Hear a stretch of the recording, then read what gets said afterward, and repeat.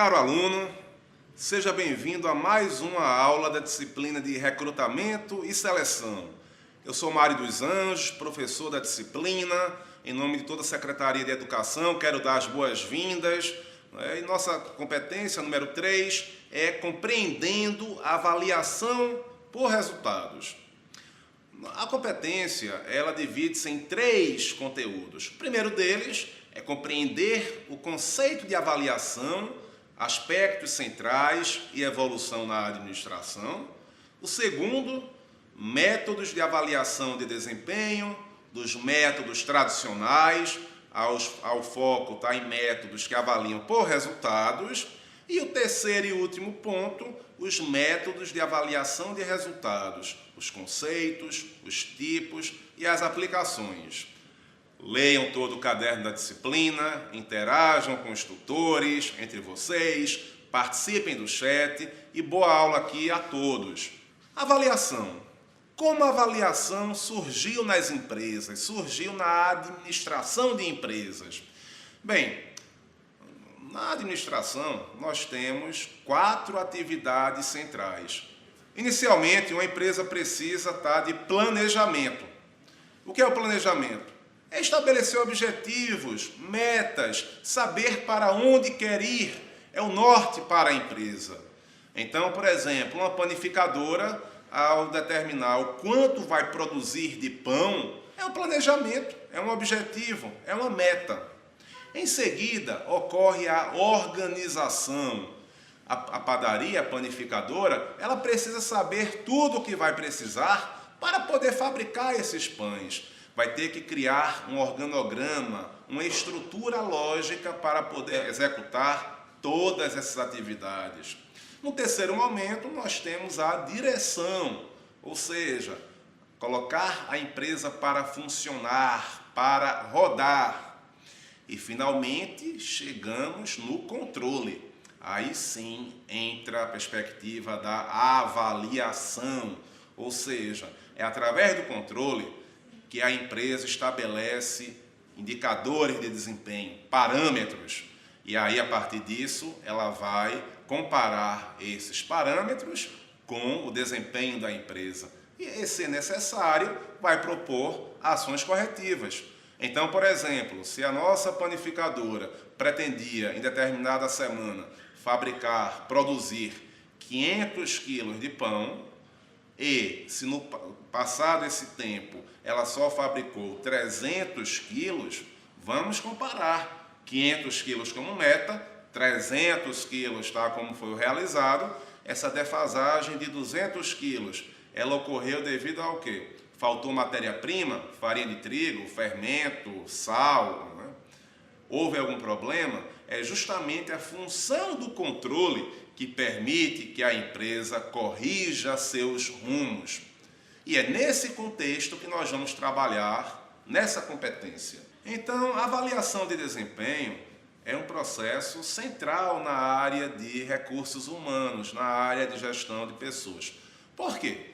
Há uma série de benefícios. Primeiro que a avaliação de desempenho, ela estabelece recompensas. Então, aqueles colaboradores que mais se dedicam vão ter algum diferencial em termos de reconhecimento da empresa, de incentivos monetários e não monetários. Outro ponto importante, ela fornece retroação. O que é isso? Permite que tanto a empresa como o funcionário recebam esse feedback do colaborador. O que é que esse colaborador precisa melhorar? Em quais pontos ele está bem? Outra, permite o desenvolvimento de pessoas.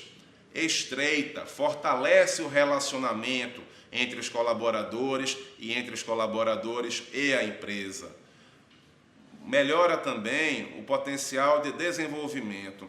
E, finalmente, oferece um aconselhamento, de forma que o colaborador ele saiba aqueles pontos em que ele está bem e aqueles pontos em que ele precisa melhorar o desenvolvimento das competências. Você está lembrado da competência 1? Qualquer coisa, releia, volte para o nosso caderno da disciplina e veja o conceito de competências nessa unidade. Bem, nós temos métodos tradicionais de avaliação de desempenho. Como podemos ver aqui no slide, um deles é o método da escolha forçada. Nós temos várias frases que são agrupadas e pede-se que seja escolhida ou assinalada a frase que mais define a pessoa e aquela que menos define o desempenho daquele candidato. Então, por exemplo, se entre as 4 primeiras afirmações, espírito de equipe, comportamento dinâmico, sociabilidade, dificuldade com números, considera-se que a pessoa tem um bom espírito de equipe, essa é a que mais define. Se ela é de difícil relacionamento, provavelmente vai ser assinalada aquela que menos define, a afirmação de ser muito sociável. Um outro método tradicional de avaliação de desempenho, conforme podemos observar aqui nesse slide, são as escalas gráficas.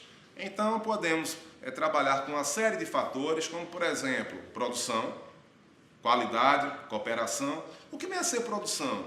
A quantidade de trabalho realizada. A nossa panificadora, no começo, quantos quilos de pão cada auxiliar de padeiro fabrica. A qualidade, avaliarmos a qualidade no lava-jato, a qualidade do serviço de lavagem. A cooperação no trabalho em equipe. E, em função disso, nós temos os fatores e uma classificação de fraco, sofrível, regular, bom e ótimo.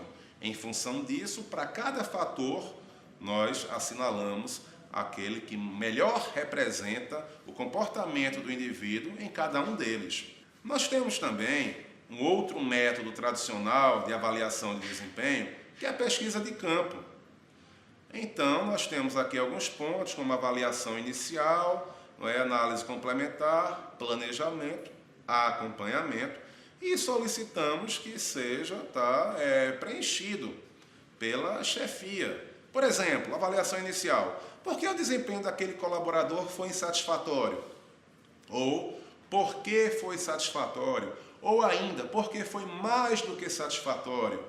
Então, o gestor ele vai informar isso. Por exemplo, na análise complementar, esse colaborador recebeu algum tipo de ajuda? Ele precisa de algum treinamento? Como será esse treinamento? Quando será ministrado o treinamento? Em relação ao planejamento, quais são os outros aspectos do desempenho que devem ser mencionados? No acompanhamento, por sua vez, você acha que o funcionário, ele está abaixo, acima do padrão?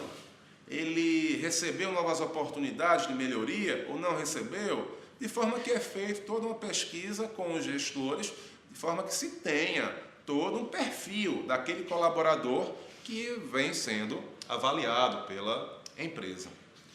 Nós temos também, como por exemplo, medidas de produtividade, como podemos observar aqui nesse slide, o stockout. O que é o stockout? É a descontinuidade de um produto, a falta de um produto. Colaboradores que trabalham num depósito ou num estoque, a empresa, ela em conjunto deve estabelecer uma meta, como podemos observar essa linha horizontal em vermelho. E em desempenho é a linha verde. Observamos que a linha verde, em vários momentos, ela encontra-se muito distante da linha vermelha. E o melhor nesse caso é termos uma pouca falta de produto ou nenhuma falta desse produto. É uma forma que nós temos de avaliar colaboradores que trabalham na área de produção, por exemplo. Nós também temos outros métodos igualmente mais modernos, que é um deles, por exemplo, é o de gestão por objetivos. Então, por exemplo, no primeiro momento, nós temos as metas da empresa e os indicadores que serão avaliados. Depois, as metas descem ao nível de departamento. Quanto o setor de produção deve fabricar de pão? De quanto foi o desperdício? Como vamos avaliar? No terceiro momento, o gestor, a chefia, vai apresentar as metas e as medidas de avaliação para cada colaborador. O subordinado pode sugerir, pode participar. Existe um acordo mútuo entre gestor e colaborador, para que se defina medidas e metas. Nada de paternalismo, nem nada que seja impossível de ser realizado pelo colaborador. Isso é importante. Então, essa gestão por objetivos, o princípio básico é a definição em conjunto, chefia e colaborador, de como esse trabalho, como esse indivíduo será avaliado. Numa quinta etapa, nós vamos eliminar, nós vamos extinguir as metas e medidas de avaliação inadequadas, aquelas que eventualmente estão ultrapassadas, que não são utilizadas, e permanentemente faremos uma revisão, até chegarmos a uma revisão final e com isso podermos, ao final da avaliação de todos os setores, todos os colaboradores, seja possível avaliar a empresa. Eu coloquei mais informações sobre esse método no caderno da disciplina e vamos interagir e conversar sobre ele posteriormente. Outro método importante de avaliação de resultado é o baseado no BSC, o Balance Scorecard. Por exemplo, nós temos objetivos corporativos, tais como duplicar o valor de mercado no prazo de 7 anos, aumentar o faturamento da empresa a uma taxa de 20% por ano, atingir uma taxa interna de retorno 2% superior ao custo de capital, aumentar a produção em 20% e assim por diante. Para atingirmos esses objetivos corporativos, as áreas envolvidas, por exemplo, finanças. Quais são os alvos dessa área de finanças? Área de produção, quais são os alvos? Então em 2014, a receita deve ser de X, 2015 de Y, 2016, 2017 e assim sucessivamente. Como devem se comportar os custos administrativos, os custos operacionais de 2014 para frente? A área de produção, por exemplo, qual deve ser o custo total de produção? Qual deve ser o custo total de desenvolvimento de produtos? Qual deve ser a produção total anual? E assim nós temos indicadores. E os colaboradores de cada área devem agir como se estivessem com foco nos objetivos e metas daquela área. Caro aluno, mais uma vez eu quero agradecer a sua participação e pedir que vocês interajam bastante no chat, no fórum, leiam bastante o caderno das disciplinas, podem contar com nossa equipe. Um forte abraço a todos. Até a próxima!